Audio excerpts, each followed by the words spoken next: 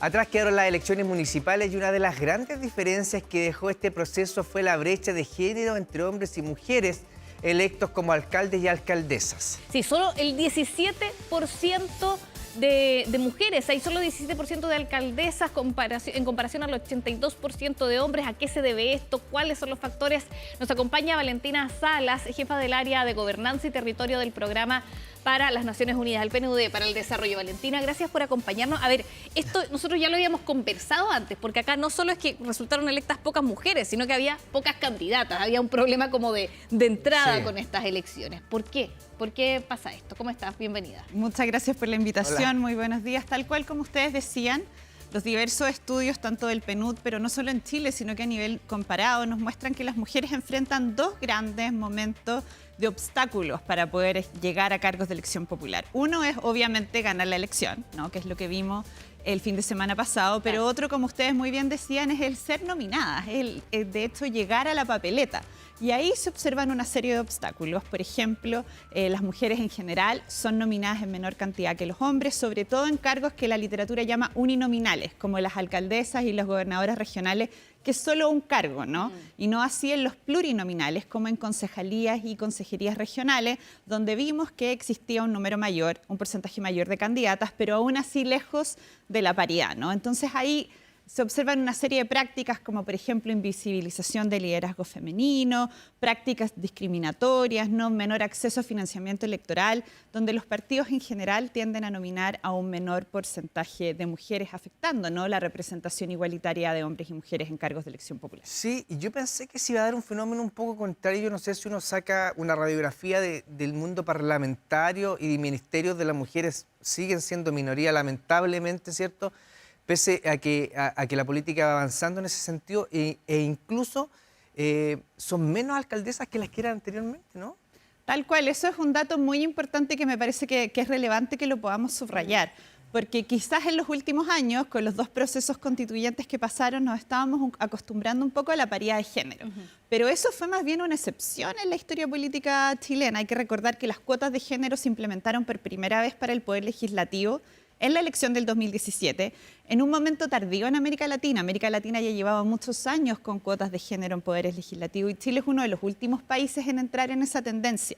Y luego tenemos los dos procesos constituyentes que tuvieron paridad de género tanto de entrada, es decir, en la nominación de candidatura, pero también en el resultado de la elección, ¿no? Y es ahí donde también se da de manera concurrente en el año 2021 la anterior elección a alcaldesa, y en esta elección, que es la primera en que no tenemos en los últimos años, digo, en los últimos 4 años, que no se da de manera concurrente con un proceso relacionado, a una elección relacionada al proceso constituyente, y se dan solo las 4 elecciones concurrentes locales, sin ninguna medida de acción afirmativa, vemos un leve retroceso en el porcentaje de alcaldesas electas, además con diferencias territoriales importantes. Hay 2 regiones en el país en que no vamos a tener ninguna alcaldesa, ¿no? ¿Cuáles son esas regiones? Arica, Parinacota y Ñuble, que no vamos a tener alcaldesas. Y además hay solo una región donde se acerca la paridad, que es la región de Magallanes, que tiene igual número de alcaldesas y alcaldes electos. En todo el resto del país, a nivel regional, hay menos de un 30% de alcaldesas electas. Y eso es altamente relevante, porque los municipios son la primera cara del Estado, uno podría decir, claro, ¿no? Y los liderazgos, su gestión, tienen un impacto directo en la calidad de vida de las personas y es necesario que esa representación tenga una diversidad de voces. Valentina, ¿por qué? ¿Por qué ocurre esto? No solo me imagino que nos falta a lo mejor una cuotas de entrada, pero ¿qué pasa con nuestra cultura? ¿Qué pasa con las mujeres a la hora de hacer política? ¿Por qué cuesta tanto? Eso es súper importante. Los estudios muestran, por un lado, como tú muy bien dices, el tema de las medidas institucionales, ¿no? Esta es una elección que no tenemos medidas institucionales, medidas de acciones afirmativas, que obliguen a los conglomerados políticos a nominar en igualdad de condiciones. Que sí tenemos en el Congreso. Que sí tenemos en el Congreso, exactamente, y como mencionábamos, tuvimos en el caso de los procesos constituyentes y que ayudan muchísimo, ¿no? O sea, la primera vez que se adoptaron las cuotas en el legislativo se avanzó muchísimo. Pero también, obviamente, las medidas institucionales no lo son todo. Claro. Y como tú muy bien mencionas, hay un montón de otras prácticas de culturas organizacionales, tanto en los partidos políticos, pero también en el electorado. Hablábamos un poco de eso. Por ejemplo, en las cuotas de género, una de las críticas que se hace es que los partidos tienden a nominar en distritos donde las mujeres son menos competitivas, ¿no? Entonces, Claro. para cumplir la cuota, no se nomina mujeres en distritos donde no tienen tantas posibilidades de ganar.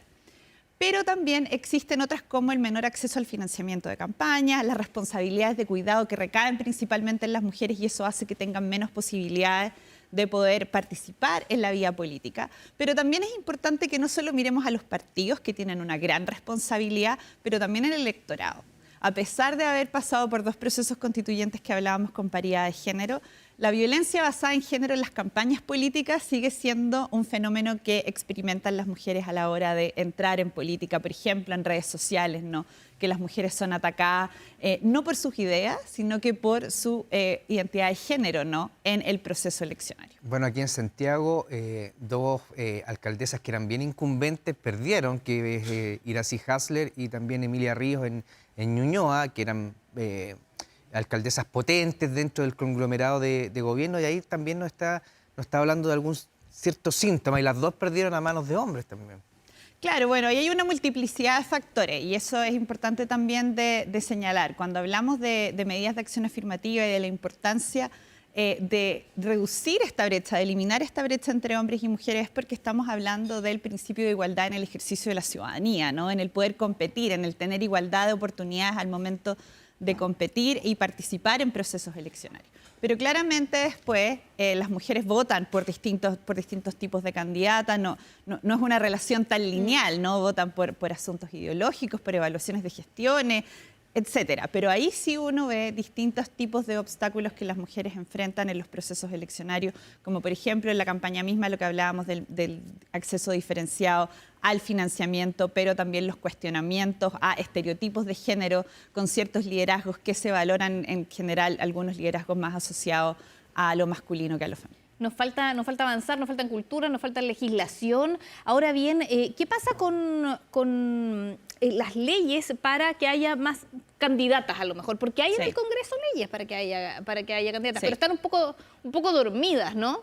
Sí, recordemos que cuando se incorpora la reforma de las cuotas de género para la elección del Poder Legislativo, esto se da en una reforma mucho más amplia, la reforma al sistema electoral binominal, ¿no? Sí, que fue una gran reforma y que esto fue parte de, no fue una discusión aislada, digamos.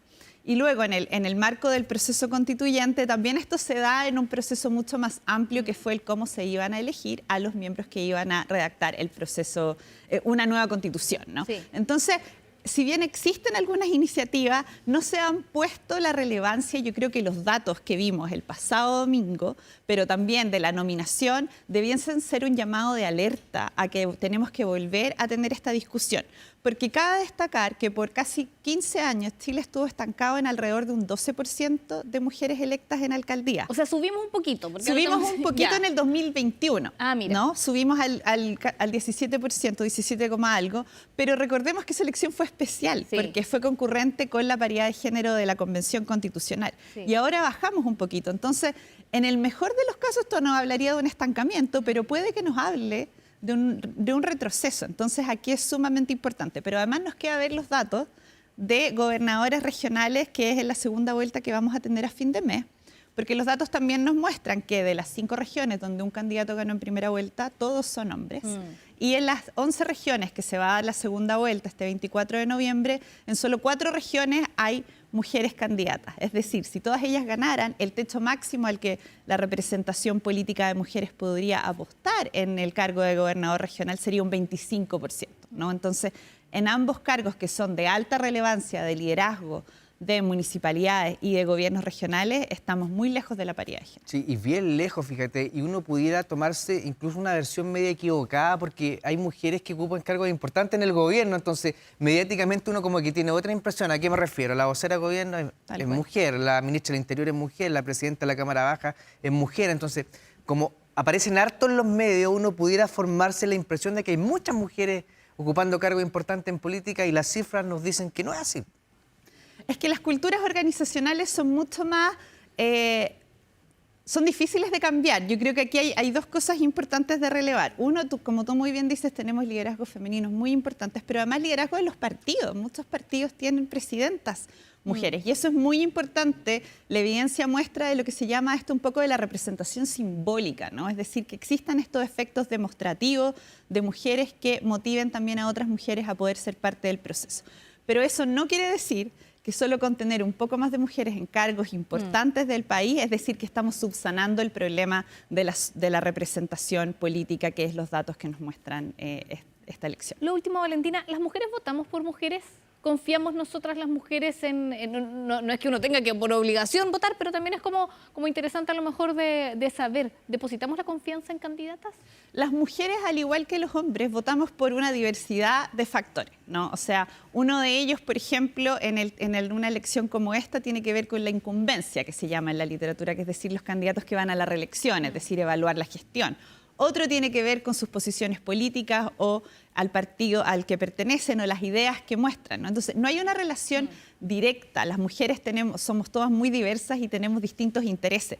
Lo que buscan medidas como esta o el problema quizás que tiene la subrepresentación de mujeres es que afecta la calidad de la democracia en cuanto mientras somos más del 50% de la población, tenemos un porcentaje de representación muy menor y por tanto todos nuestros intereses diversos no están representados en el número que debiesen estar para poder mejorar la deliberación política. Sí, por eso es bueno siempre madurar estas cifras una vez pasado el proceso para desglosarlas, para aterrizarlas un poquitito y para ver si hemos avanzado. Y lamentablemente, en este caso, a ambas Valentina les digo, hemos aparentemente retrocedido. Así que muchas gracias, Valentina, por haber venido, por habernos acompañado y haber conversado un poquitito más tranquilo también esta situación. Que tengas un lindo domingo. Muchas gracias por la conversación. Gracias por venir, Valentina.